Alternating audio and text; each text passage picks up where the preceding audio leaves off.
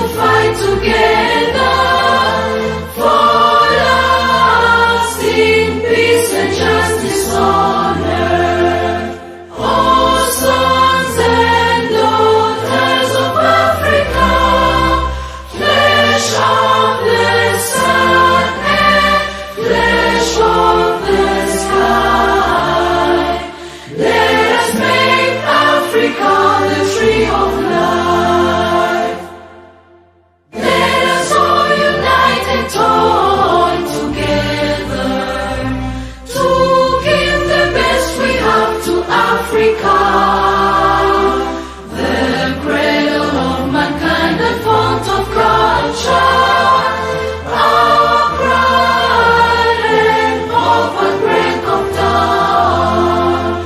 Oh, sons and daughters of Africa, flesh of the sun and flesh of the sky, let us make Africa the tree of life.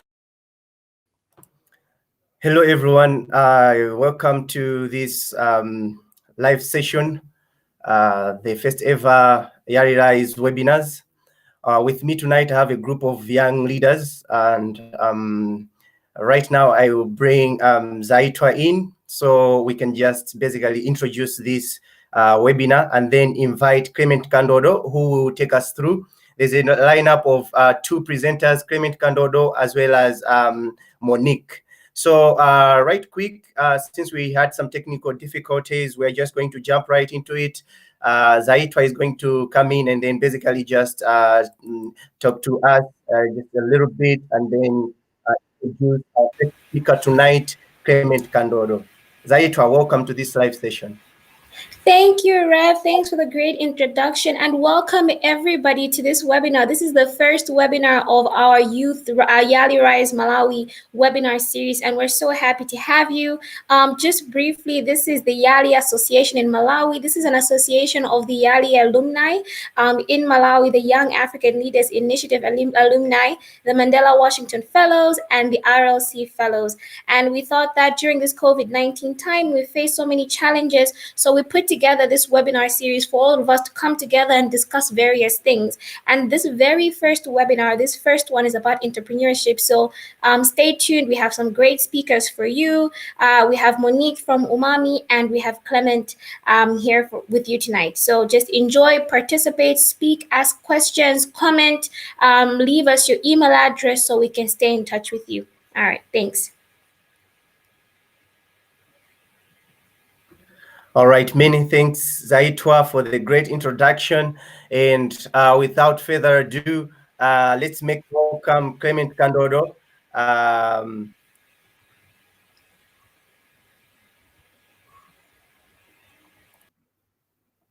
Clement, you're welcome, and you're live. Hello, everyone.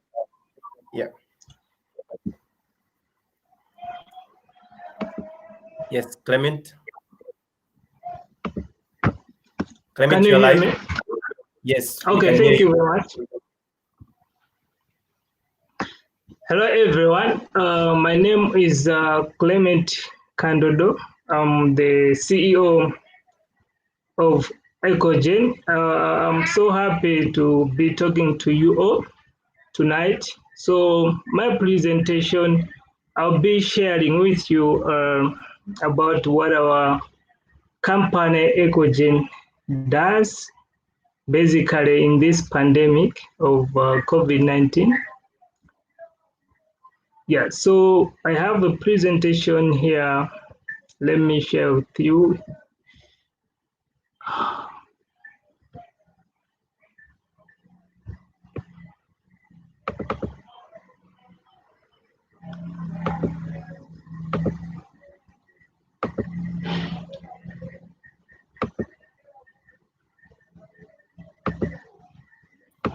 Yes, so actually, as Clement is trying to share his presentation, so let us just invite our colleagues and friends to join this live stream. Thank you. I hope you can see my.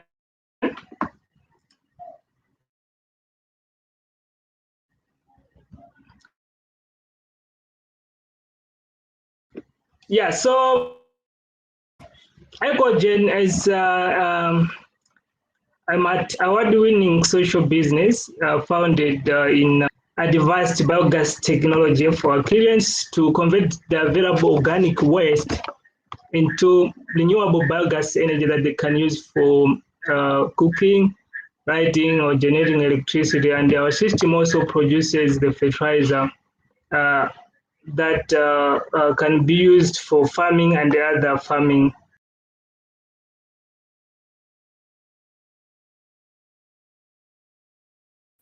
All right, we just lost Clement right there.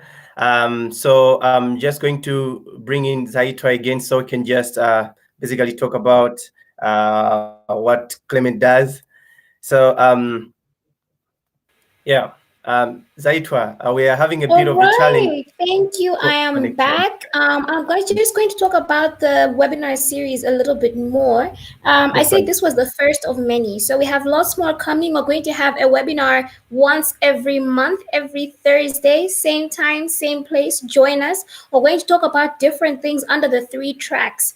As some of you know, those of you who are YALI alumni, you know we have 3 tracks: the civic leadership, we have the entrepreneurship track, and we have the public leadership track. So, Okay. Clement, over back to you. We're so excited about your presentation. Please take us through. Okay, sorry for all those technical issues, but I hope, yeah. So I was saying, our vision is to be a leading company in Malawi and Africa at large to provide technically advanced biogas systems so that you can create a cleaner, healthy, and richer Malawi and Africa. So, as we know, the issue of the pandemic, COVID-19, which has, of course, reduced pollution worldwide. But talking of some of the precaution measures like lockdown, uh, this can strongly limit public and private action, such as especially waste management, access to clean energy, and of course, healthy foods that can keep uh, the immune system of the people healthy. And this access to these essential materials can cause additional stress to the society and, of course, more healthy complications. So, in the context of Malawi, whereby over 96% of the population rely on charcoal, wood fuel for cooking, people have got higher chances to access, get this COVID-19 whenever they want to access these essential materials, because now they'll be going out to access these essential materials, which can risk their lives because now they are going to meet with people. Uh, so our solution mainly helps people to be self-reliant so that they can make these essential products like energy and also produce their own healthy foods at home basically. So how our system works is like it's like a waste bin whereby whatever, let's say, food leftovers and so forth, you put in that waste bin, and this waste bin is designed in such a way that it converts this waste into clean cooking energy, and whatever you put in there, it comes out automatically also as the fertilizer. So in that case, you are able to get these essential materials, and also you are able to manage your waste and making your home clean. Despite having been doing this good job, there are also some challenges that we are facing as our company, especially the misconception about gas that it exploits. And of course, we understand some other customers may not have enough waste to so that this system can work effectively. And of course, as you understand that this is a new technology, some might reluctant to get it at the first place. And also having a high cost investment, some people may not be able to pay it at once. And of course, on our side, as you understand that young people in Malawi, it's not easy to access financial support. So sometimes, due to lack of working capital, we are unable to support our customer with the best products that they deserve to have. But still have got some of the mitigation measures whereby we are providing awareness and sensitization so that people can really understand on how this technology works. And of course, I help them, training them on safety measures so that they can use the technology effectively. And also, we are promoting that customers can trade this. They can make more money out of this because they can produce a lot of more gas or fertilizer and sell to their neighbors and so forth and make more money. That can help also to cover in other essential materials that needs money. We are also doing a lot of marketing and advertisement, and we are planning to partner with microfinancial institutions so that can provide this life-changing technology to our customers at a loan, so that as like pay as you go model, payment model. We are also having different resource mobilization experts that are helping us to source some more fundings.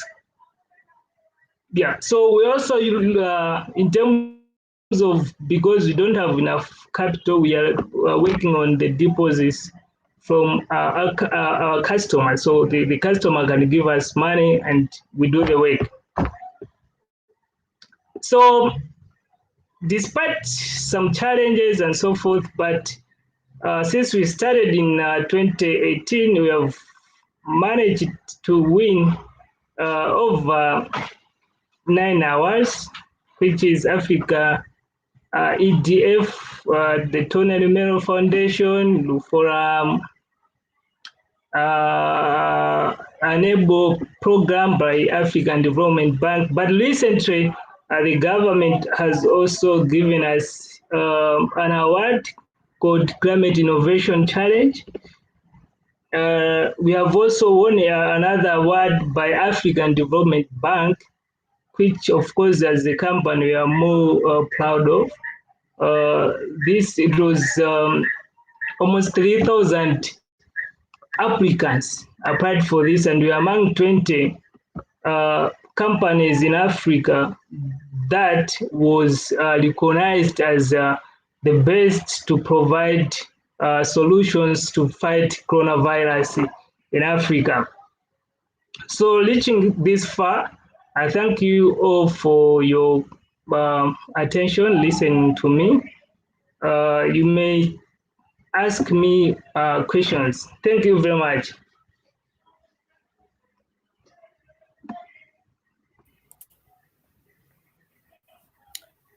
All right. Thank you so much, Clement, for the wonderful presentation.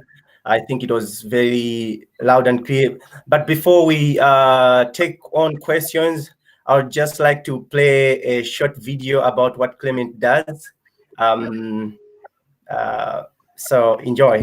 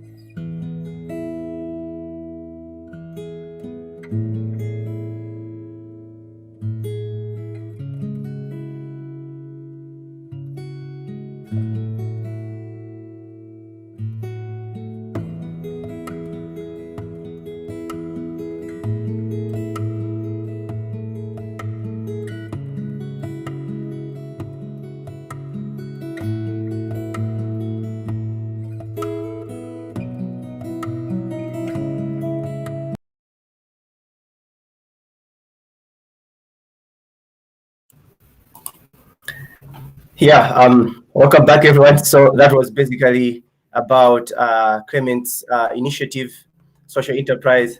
Khadija, I would like to bring you in now. The is still processing. So, Kombukani, are you ready to join? So, on the line, I also have Kombukani. So,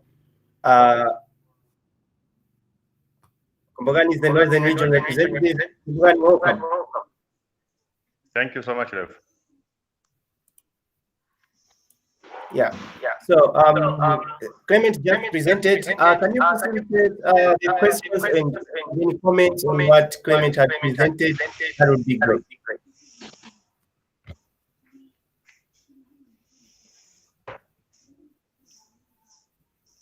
Kombugani, can you hear me? Yes, I can hear you. Okay. Do you have any comments on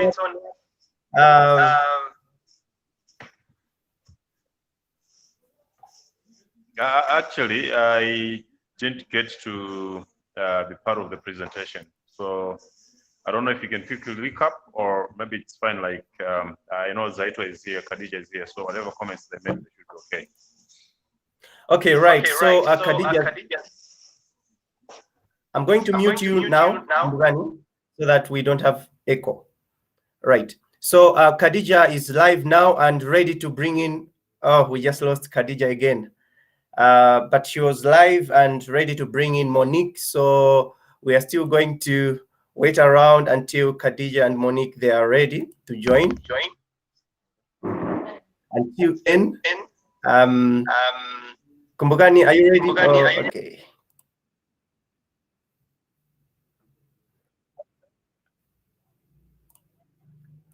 Yeah. So, I'm going to ask for questions if anyone has questions on what Clement does. So basically, Clement has presented, has made his presentation on what he does, the use of biogas for energy, and he has put up a very good presentation. And so, Clement, just part of the question posed to you.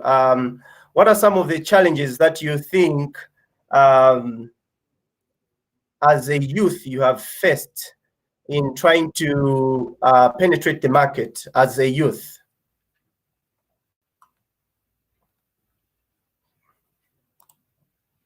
One of which is the capital. I would say I started this in mainly, the idea came in 2016, but the actual operation started in 2019, last year. The challenge has been to get financial support, especially here in Malawi locally. It is very, very, very hard for young people who have got bright, good ideas to get financial support to take their ideas to the next level. It had to,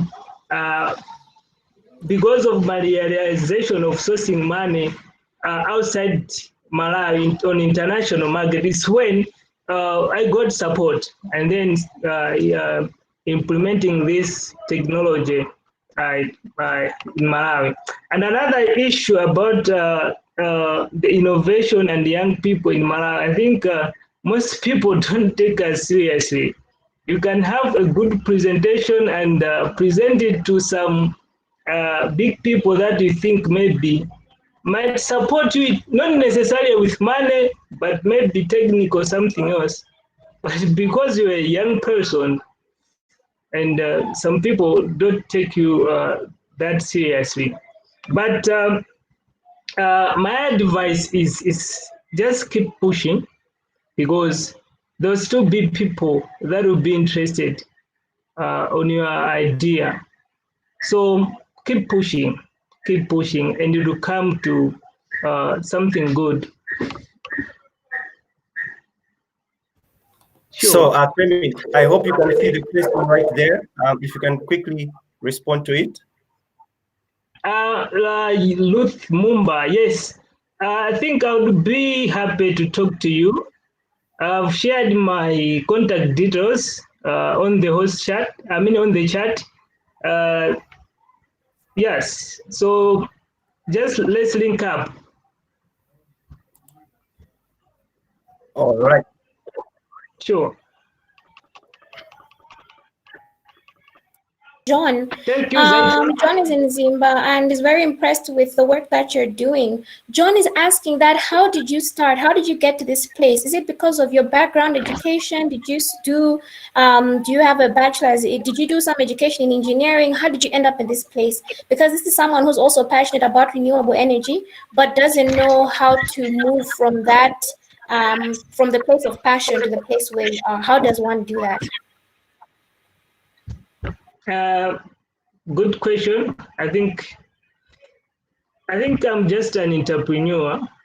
I never did anything to do with biogas in my school. Basically, I was at Bunda College of Agriculture, and I did agronomy. Agronomy is soil and crop science. It's totally different with biogas. But of course, talking about biogas, I heard about it, of course, in school. It was just a component in our course.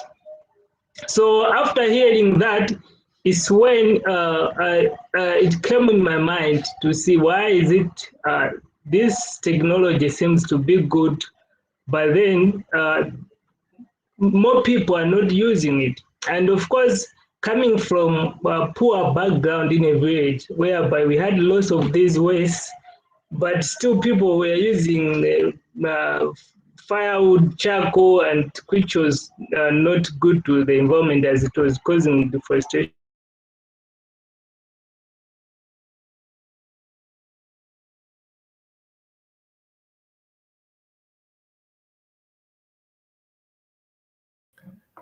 All right.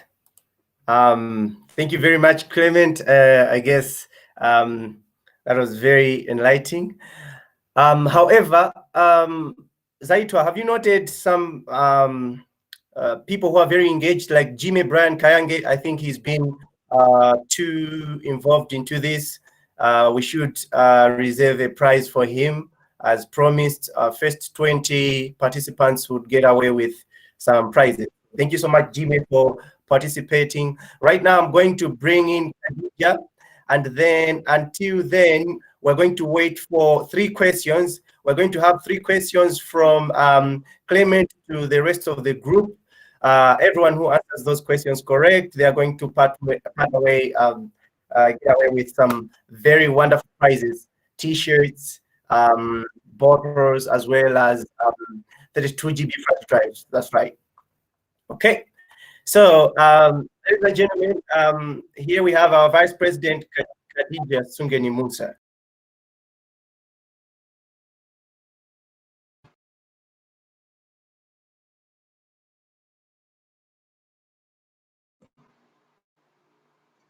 Hi, everyone. Sorry about the technical difficulties. We kept on switching devices, but we're here now.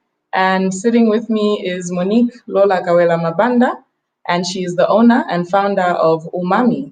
So basically, I'm going to ask her a series of questions in relation to her business. And so we'll just get right into it. So Monique, I wanted to find out from you, can you tell us a bit more about yourself and your entrepreneurship venture briefly? Basically, I grew up in Malawi, obviously, but then I went to school abroad, and I realized that the fun I was having in life was basically going to food fairs. And then when I came back from South Africa after 10 years, I realized that food fairs were not happening anymore. And I made a conscious decision that I was going to do that, not only because of personal interest, but because I saw that the youth was doing a lot of different things like making samosas and making this and that, but they didn't have an avenue or a place to sell them. So I decided to start Umami to make an affordable place for people to be able to sell their products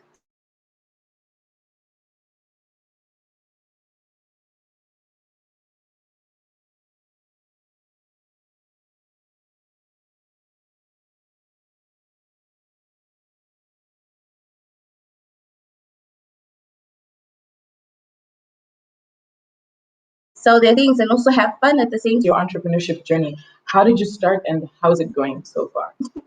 A very funny story actually. I started because my mother had a big kambuzi bush, and we didn't know what to do with all the chilies because I just stayed with just my mother.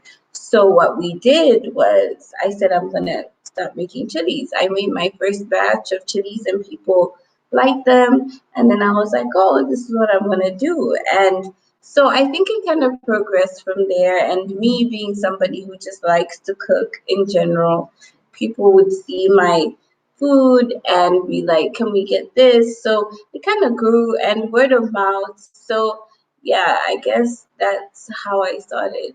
Okay. Who were your partners or any resources that you needed in order to start your journey? What did you have to do?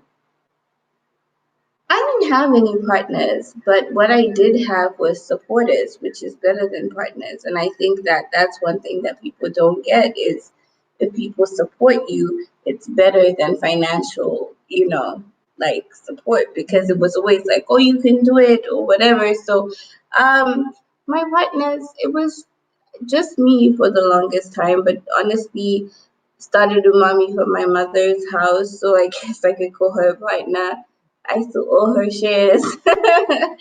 But yeah, I mean, no, I didn't have any partners, but definitely, yeah, I didn't have any partners. Okay. So I'll say Mama was your inspiration. Yes, Okay. 100%. All right. How has the COVID-19 pandemic affected your business, if at all, and how have you addressed any challenges that you've encountered? Well, obviously, COVID-19, it affected my business in terms of people are not going to come to events. My biggest things with Umami were the food fairs. And this is what people don't get. People are always saying you didn't come to Umami and they don't put the land afterwards because Umami land is the event. Umami is the brand. So people always say like you didn't come to Umami and don't put the land. So people definitely stopped going to events, stopped wanting to go to events, and if you wanted to do an event, you were seen as deviant. So I guess that's how COVID affected it. But How did you cope around that though? I think because my business model was always to do deliveries and stuff like that. So because now everybody's doing deliveries, and before it was kind of like you're gonna do deliveries, that's not gonna give you money, but now everybody's delivering. So um, I think because my business model was always centered around deliveries, it didn't really affect it that much. But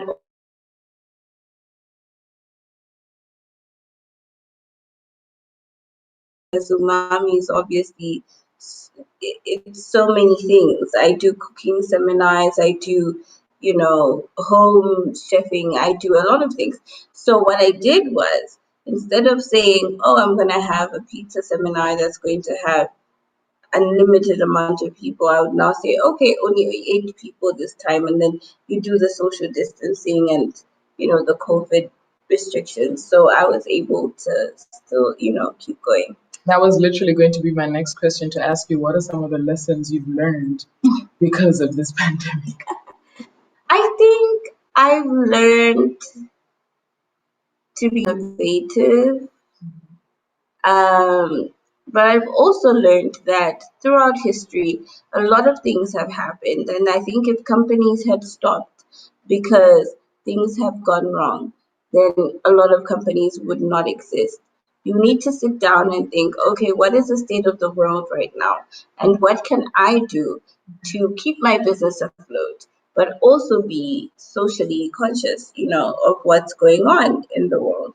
So I think it's a combination of things, and I think COVID has also taught me to be sympathetic towards people and towards the fact that other businesses are shutting down. If other businesses are shutting down, that means they don't have enough money to spend on your product. So you have to just be understanding. Okay. Are there any plans for the unforeseeable future? Well, this is what I say about Umami. I had a vision, and my vision was to provide to people, to the youth, actually, not just to people, to the youth, a platform where they could sell and interact and network, and it would not be expensive. And I realized that the other demographic, the older people, they have so many things to do, but other people don't have so many things to do.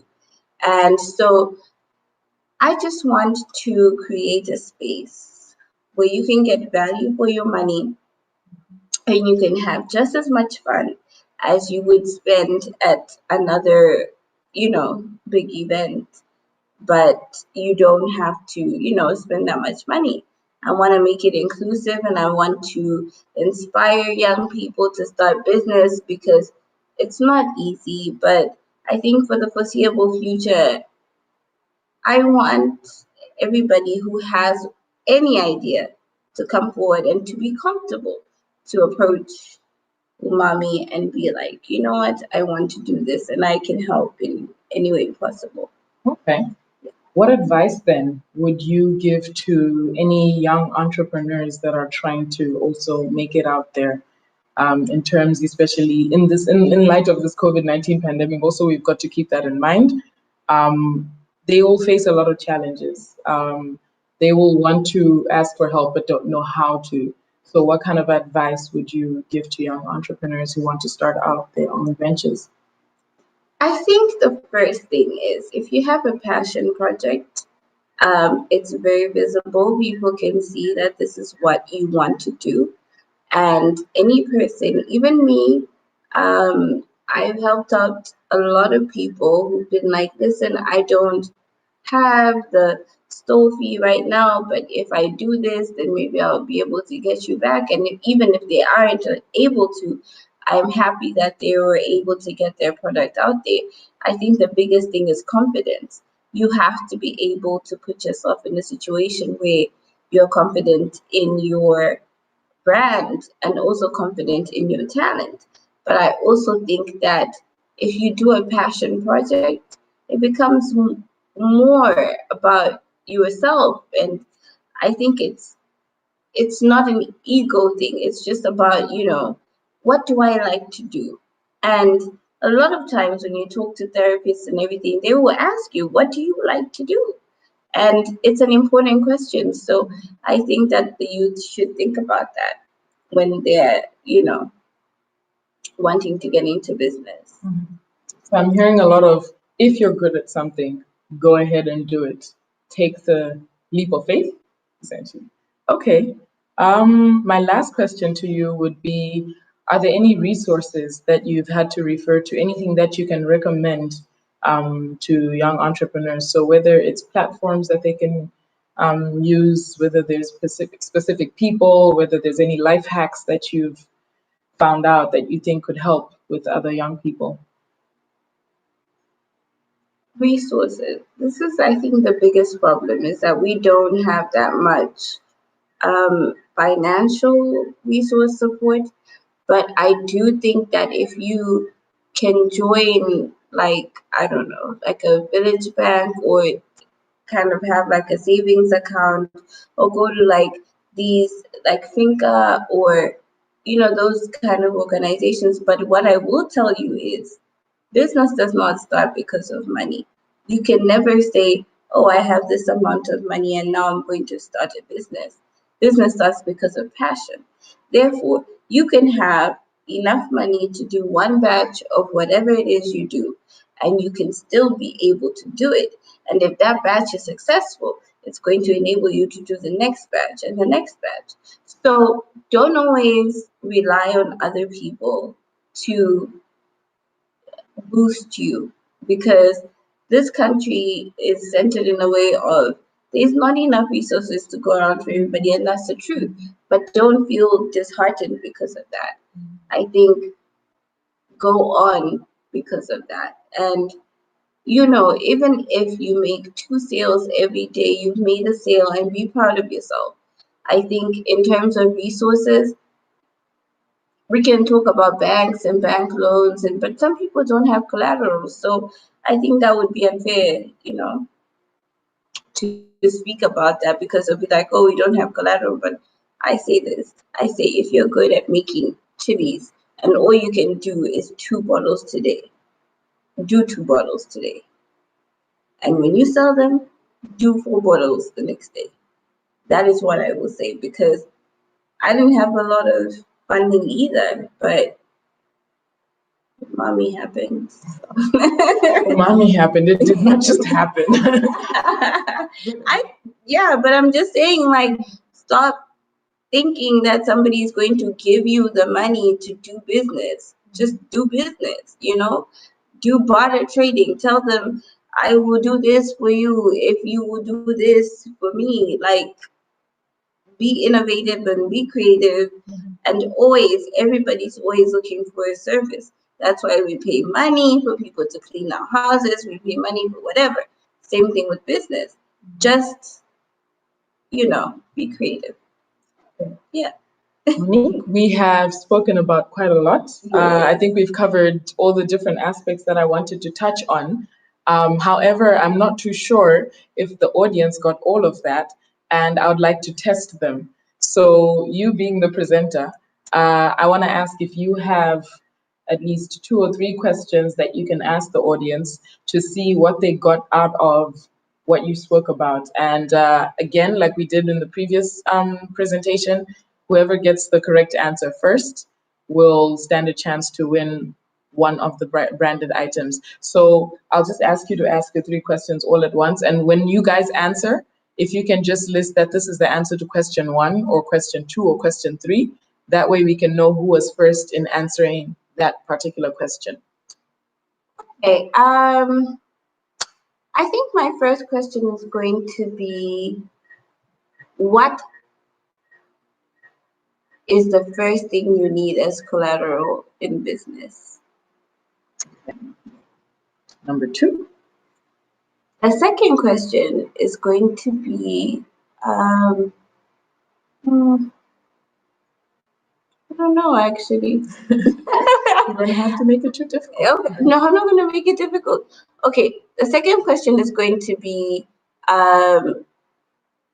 what was the first thing I did as umami? What was the first product that I made? The third question is going to be, I don't know. Volunteer? Yeah, you can volunteer a question. Okay, because I was very keen on this particular one. She spoke a bit about what is it that you need in order to start your venture. So what is the first thing that you need in order to start your business? I think that's going to be the third question. I just want to say thank you for availing yourself for our webinar, and we look forward to the blog that comes out afterwards. Everyone, just in case you're not aware, I think we didn't put this out there, but our presenters will also be writing a short blog piece at the end of this webinar by the end of the month. So even in there, because we had such a limited time for this particular webinar, we're almost finished, but there are still some more tips. They still have a bit more knowledge to share. And so they're going to be imparting that, as well as any images to do with their businesses. Rev, I don't know if you have the video from Monique's Umami Land, one of the Umami lands. If you could play that for us and play us out, please. Thank you. Many thanks. That was indeed awesome. And I believe many people who have been to Umami Land, they would really testify how beautiful it is and exquisite. That's pure innovation and pure art. And I should admit that well done, and it's very inspirational. However, we won't be able to play the video now as we have some technical difficulties as from the onset. So apologies for that. We're just going to bring in Clement, where you guys can basically just together answer questions. And Clement is going to pose his questions as well. And then perhaps both of you can receive questions from the audience and what have you. So Clement, I'm going to bring you in right now. Ask your questions to the audience. Many thanks. Okay, thank you very much.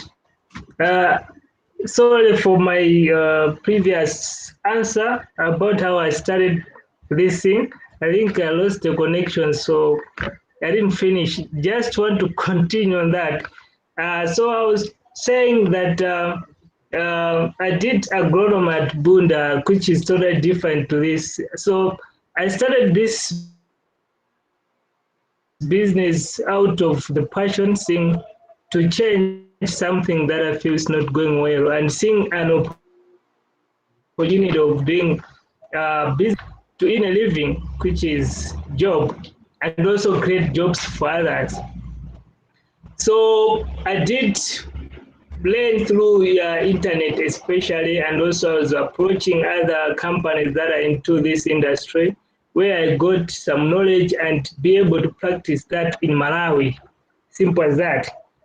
Someone, is it Kayange, talked about how is the energy transferred to the kitchen. So simple. The energy is gas. The pipe, so we have the pipe that is connected to your biodigester, which is outside, and this pipe is connected to your kitchen where there is a stove. And then whenever you want to cook, you just open your stove, simple as that, as you saw in the video. Yeah, sure. And for those that are asking where we are based in Lilongwe, basically. You might get my contacts so that you can approach us. I've seen Ruth Mumba, she's more interested. Jim is also more interested. Please, guys, reach to me. Let's talk business. Yeah, sure. So, in terms of how COVID is affecting our business, of course, it is affecting our business in terms of that. I think there was some business opportunity that we had, but because of the pandemic, we couldn't do that. Because of that, and also we had some financial managed to transfer the money because of the COVID-19, which was very bad because that trade also supporting our customers. But what I can say in terms of doing business in this condition is, I think you need to adapt. Like for us, when we were studying Ecogen, we never knew that COVID-19 would come in. But after coming in, we have seen, of course, some opportunities whereby we have also be able to market it in the context of COVID-19, you see. So we just have to adapt to it and bring in more innovative solutions that you can still make money, whereas the condition isn't that well. So I hope those are the questions that I had. If there's any, please just remind me. Thank you.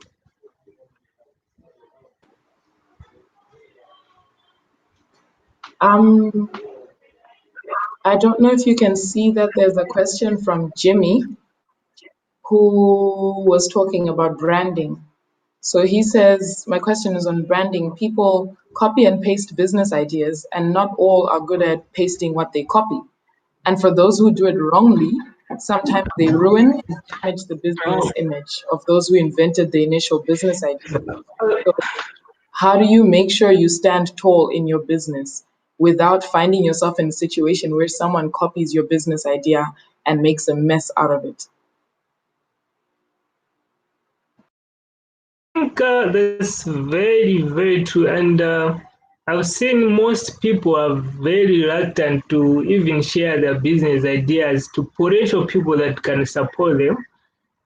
But for me, I think, I feel like in business you have competitors, and one thing that you do whenever you have that unique business idea is to register, to patent it. That's the first step. But also make your services better, because that is going to make yourself unique. For us, that's what we focus on. We make sure that our services are the best. Okay, so because we understand that for us to get more customers, it's more of referrals. Someone has to refer us to someone. So if we do a bad job to a certain customer, that means that customer cannot refer us to someone.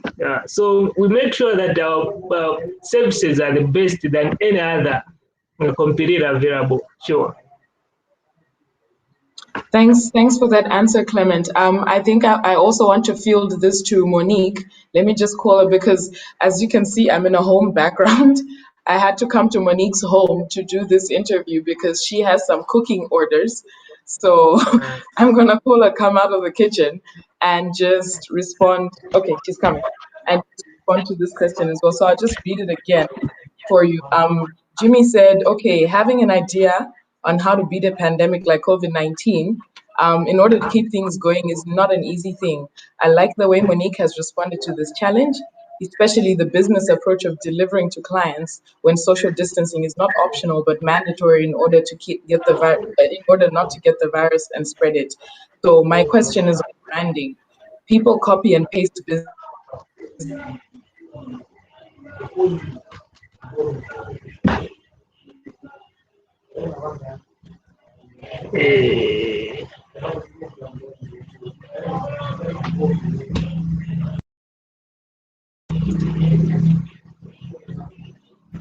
Okay. I think Business ideas, and not all are going to not all are good at. Well, I think your clients are your clients, and I think you need to know and understand the needs of your clients. And anybody can copy any idea. I don't think that is an idea that's original on the face of the planet today.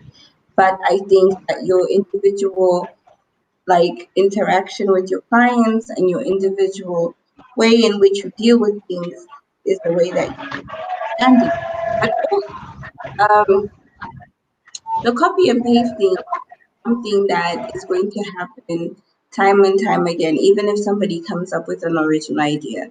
So, what I would say to people, if somebody copies and pastes your idea, you should not try and divert so much from your business model because you're trying to be different. Because the reason why people copied your idea was because it was so good. And you're the only person who knows the formula of why it was so good. And that's why I told so much about passion projects. Like, you need to be passionate about something because people can copy it. But if you are passionate about it, you're not going to quit.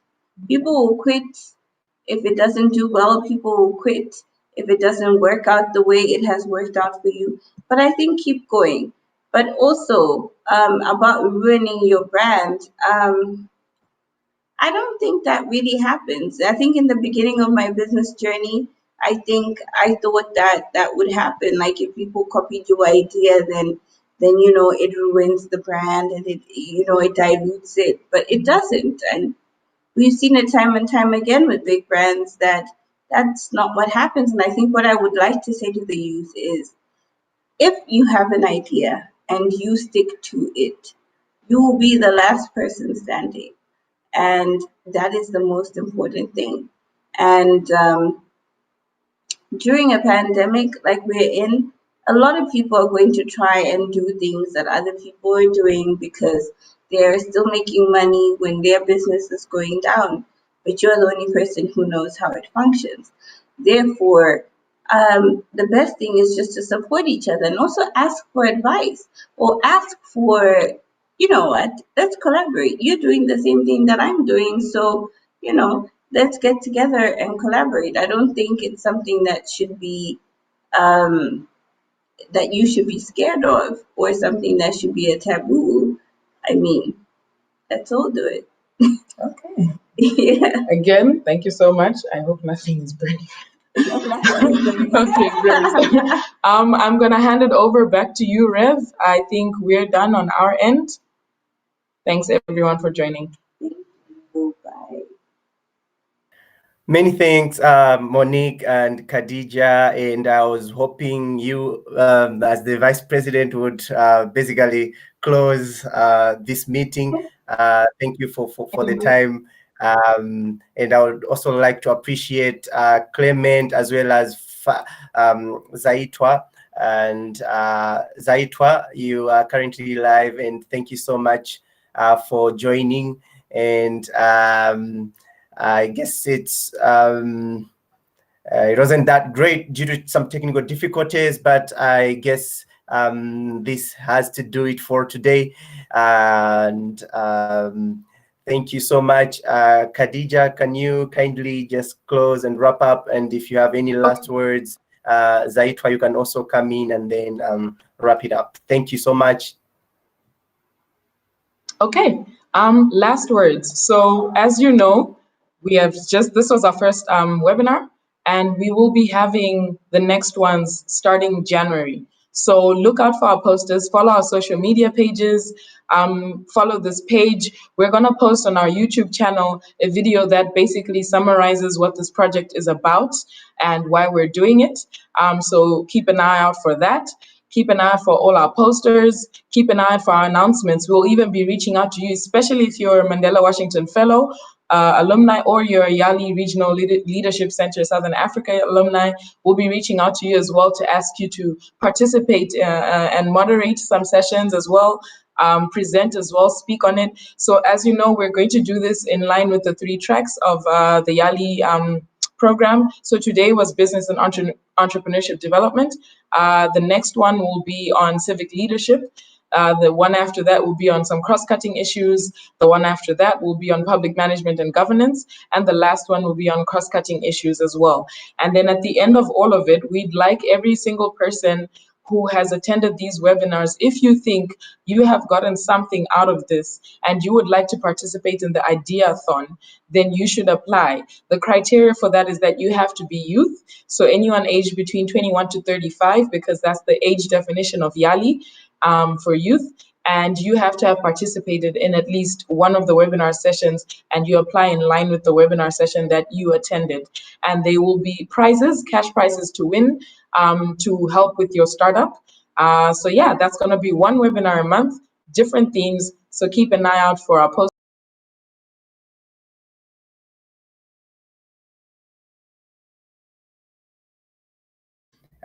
Thank you so much, everyone, for joining. And that's a goodbye from us. You have been with me, Revelation. Thank you. Until next time. Thank you.